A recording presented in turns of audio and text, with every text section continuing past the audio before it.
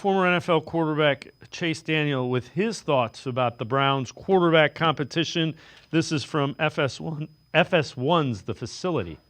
When you have 4 potential starting quarterbacks, you have none. And you can't even begin to evaluate these 4 guys unless they're getting first-team reps. Shedeur was talked about last week, not getting any first-team reps. I don't know if Dylan has or not. Right? It's Flacco and Kenny Pickett.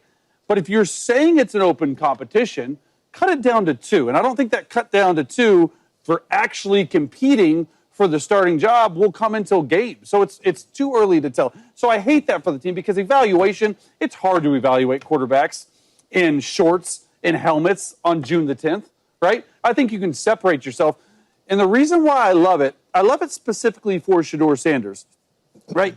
Going into the draft, he was on this mountaintop. He was supposed to be the number 1 or number 2 best quarterback in the draft. He was supposed to do this. He was supposed to do that. And look, I think some people tore him down. He slid to the 5th round. There was some anonymous sources, which I absolutely hate.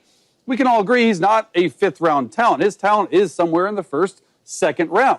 So when you get a guy like that, now he has the opportunity to work himself back up, right? He was sort of humbled, to say the least, by some people out there that decided, hey, we don't think you deserve to go in the 1st, 2nd round.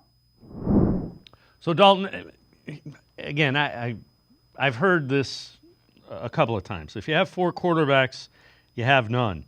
If you have 4 quarterbacks that are kind of mediocre, don't you give yourself a better chance of finding one of them that does what you need them to do?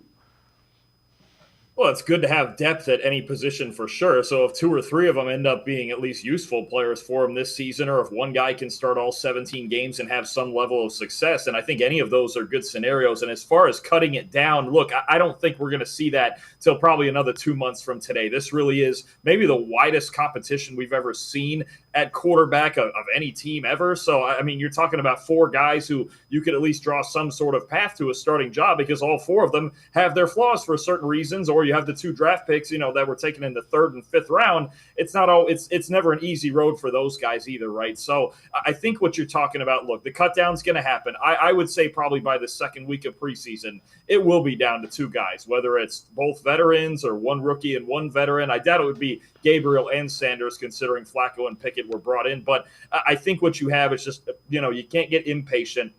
Kevin Stefanski has to evaluate this every single day with an open mind, and whoever the best player is going to come out on top. I think he's just going to go with whoever gives them the best chance to win ball games.